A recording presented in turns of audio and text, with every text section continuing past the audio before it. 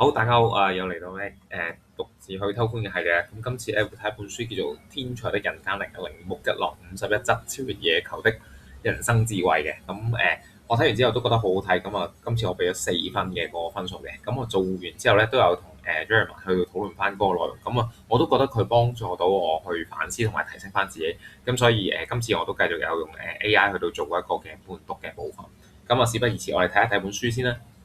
先講個中心思想先。佢講到其實係一個好簡單嘅一樣嘢，但係都好難做到嘅，就係其實要達成夢想嘅方法，就係得一個咧，就係累積呢啲微不足道嘅小事。咁其實我哋每個人無論大家目標係如何都好啦，咁其實我哋如果要成功嘅話咧，都真係好似呢一句咁嘅啫。我認為就係將啲好似微不足道嘅小事咧，都每樣嘢都做好。咁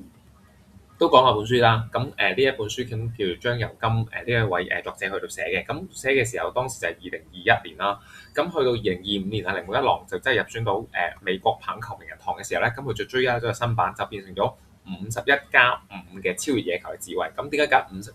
咧？其實就係因為鈴木一郎本身嗰個嘅背脊嗰個嘅號碼就係51，所以佢當時就用咗51呢個 number 咧去到做嘅。用一個簡單嘅處理啦。其實就係講到鈴木一郎嘅唔同嘅人間力嘅支柱。其實佢就發現咗佢有大概3個支柱啦。第一個支柱就會係啟蒙同埋奠基嘅。其實就係講緊佢個爸爸啦。同埋喺高中嘅時候嘅嗰個監督中村豪咧，就教導咗佢其實要愛惜自己工具，即係嗰個球棒同埋手套啦。另外喺爸爸個訓練底下，其實都真係不惜工本咁去訓練鈴木一郎。但係當佢即係要俾錢去到打嗰啲唔同嘅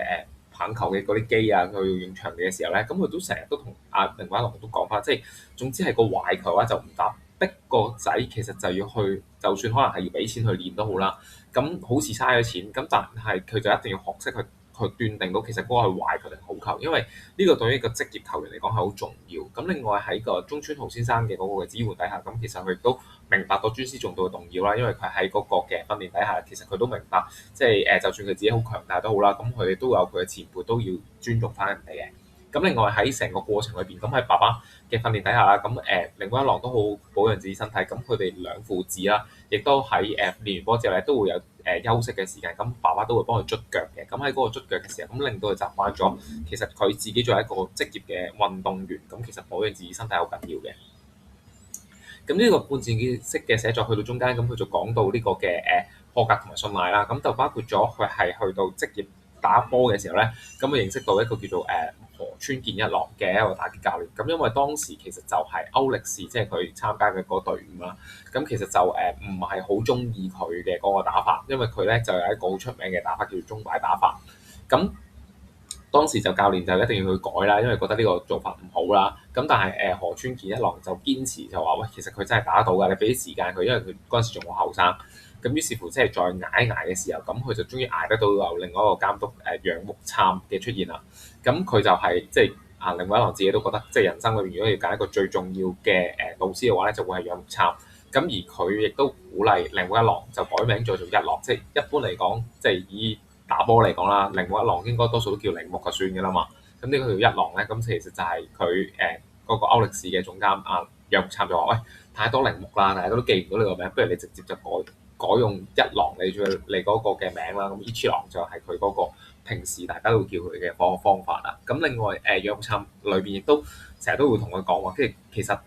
打波即係如果你要下下用觸身球，即係打中嗰個嘅擊球手啊，先可以上壘嘅話咧，其實就一啲都唔好睇。即係佢好想大家係打一啲令人感動嘅棒球，所以令到即係一郎好樂意去到打一啲嘅安打，因為即係佢會好努力嘗試去打一個好嘅波出嚟。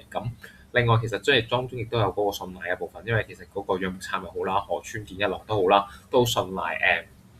一郎。所以令到佢喺打嘅時候咧都打得好順心。以至於佢喺之後即係過咗頭嗰1-2年嘅即係比較黑暗啲嘅時期之後咧，其實就已經好快就已經係可以喺日本嘅職業棒球裏邊咧就已經坐咗名堂。以至於就埋下一種子，就佢要跨洋去到美國嗰度再打波。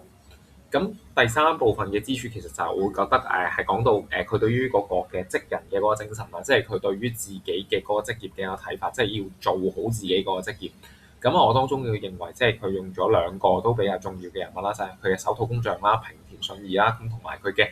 頭棒嘅工匠久保田51咧去到講嘅。咁其中一郎都有講啦，即係佢自己幾時會唔再打棒球咧？可能應該要到佢死嘅時候。咁其實呢種都好典型嘅一種職人精神，即係佢自己去真係好喜歡佢自己做緊嘅事情，以至於係真係可能要去到所謂嘅退休要等到佢死為止先係退休嘅。咁另外佢嗰個嘅球棒嘅工匠亦都有講到，其實佢係會特登整一支比較幼嘅棒嘅，即係好多時候大家都覺得你把棒粗身啲，咁容易打中啲嘅波咯。咁但係其實一般職業球員嚟講，就算可能網球好啦、棒球好啦，其實你嗰個嘅 sweet point，即係你嗰個打得好嘅嗰個空間其實好窄。當你本身個球棒好闊嘅時候咧，其實你更加容易打到一啲唔好嘅位置，以至你容易出現啲壞球啊，即係高飛，即係冇咁高飛嘅波啦等等。咁所以其實佢係故意咗咁多年，都係用一啲較為細啲嘅棒身，去令到佢容易啲喺個 sweet point 打中個波，從而打得好啲。咁呢個都係其實佢自己個職人精神。另外對於手套嚟講，佢由細去到大啦，由佢爸爸送俾佢嗰個就已經係平田信二啦。咁之後去到大個，佢都係繼續揾平田信二去到做啦，等等。咁其實佢成個嗰個過程嚟講，佢都講到其實無論佢要保養佢個手套又好，保養佢棒球都好咧，其實佢隨時都保養好自己嘅工具。咁以至於佢要去落場去到打波嘅時候，數據都做好準備。咁呢啲都係一啲好傳統嘅職人精神嚟嘅。咁佢喺嗰個題目裏邊用到個字眼叫做人間力啦。咁其實佢中間都有解釋到咩叫人間力嘅。其實就係當於將一個人嘅潛能就通過一個嘅技藝啦。咁對於一郎嚟講，其實就會係棒球啦。咁就去提升咗一個人嘅嗰個綜合能力。咁所以喺中間其中有一段佢就講得到，其實就係佢同另外一個人叫做小九保嘅人一齊跑步練波嘅時候咧，咁就係人哋又話：我而家嗰啲數據咧冇咁好啦，即係因為其實棒球都係一個好講求數據嘅一個嘅職業嚟，即係好似籃球咁樣，即係究竟佢射咗幾多條2分波，攞咗幾多分啊，等等等等。咁於是乎佢嘅小九保就問佢，即係其實你擔唔擔心自己數據會有下降啊？你會唔會有熱情會有改變啊？等等啦。咁一郎就好認真咁反問翻佢，其實你係咪為咗數據而打波？咁其實呢個都係好典型嘅一啲舊式人嘅職人嘅諗法，即係其實你為咩打波先？你為咗個數據好靚去打波啊，定係其實你係中意打波，想打好波，從而去打波？咁呢啲其實都係一啲好細微嘅位置去分辨翻大家其實有冇嘗試去到提升自己作為一個人自己嘅本身。即係其實打波係一個道具或者方法或者有工具去展現緊你作為一個人一個整體嘅事情嘅時候，其實你有冇懷疑翻你嘅人自己整體有冇提升？咁所以我自己讀完之後咧，就覺得好重現得到嗰種80至到90年代嘅啲品格啦。咁第一樣嘢就係、即係如果一郎可能唔係打波，可能即係佢做其他嘢嘅時候，佢揾唔到自己個啱嘅戰場，其實就成件事可能就比較浪費啦。咁但係即係佢第一樣嘢，佢揾到自己戰場，佢係好細個嘅時候就已經堅持，以至於佢慢慢就一路成名啦。咁另外其實都要尊重自己工具啦，即係無論我係一個老師，我自己尊重嗰啲筆啦、紙筆墨硯啦、電腦啦等等啦。咁佢作為一個球員，佢尊重緊自己手套啊、球棒等等。咁以至於對於一個嘅運動員嚟講，佢自己嚴苛對待自己嘅身體啦。咁我自己都合理地要求我自己要展現翻一個人嘅一個需要，即係我要去到做運動啦，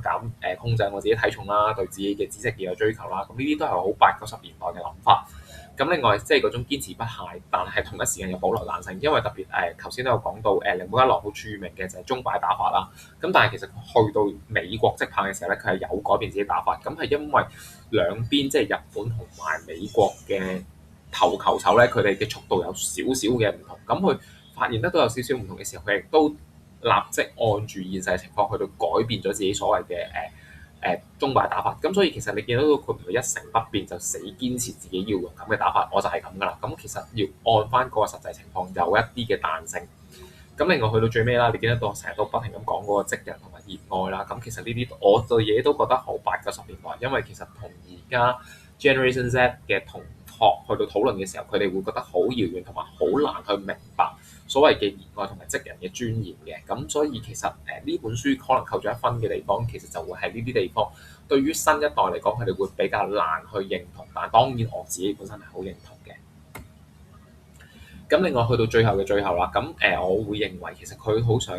講嘅一樣嘢就係講緊其實通過改變自己，佢可以改變到其他人，繼而改變到世界啦。佢改變到其他人就係其實佢喺美國職棒嘅時候，咁佢側邊嘅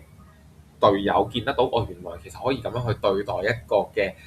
手套同埋球棒啊，原來我哋個球棒對我哋嚟講好重要，因為有陣時大家可能睇一啲職業比賽都好啦，網球員打低一個差嘅波就會即刻掟爛咗自己球棒，咁棒球員都會係，咁但係其實一來就好愛護自己工具，當然你打爛咗冇辦法啦，咁但係其實佢自己會係一個防潮箱，特登去擺佢自己工具嘅時候，對於佢嘅其他嘅同隊嘅球員嚟講都會覺得好新奇，咁從而佢哋會諗翻啊，其實我哋係咪可以再尊重下自己嘅工具咧？咁以至於佢哋都改變咗世界嘅睇法，即係其實日本嘅棒球其實都唔單止可以能夠登到大雅之堂，而且其實係可以改變到大家對於日本人嘅睇法等等。咁但係其實你一開始嘅第一點，即係嗰個改變自己點樣嚟，咁我會認為其實佢係身份認同。咁所以對於一郎嚟講啦，佢從來都唔將嗰個訓練當係一個嚴苛嘅忍耐，其實源自於佢自己對於自己嘅一個嘅身份認同。咁其實同我早前有睇過嘅原子習慣嘅核心概念，即係嗰個行為改變係源自於身份認同咧，其實係異曲同工。咁所以其實我會覺得其實睇好多書，去到最尾你都會發覺其實好多書嘅時候佢講嘅嘢都可能有一定程度嘅相似。咁繼而喺睇唔同書嘅時候可以揾得到佢哋嘅共通點嘅話，都會係一件好開心嘅一件事嚟嘅。咁下次有機會再分享啦，拜拜。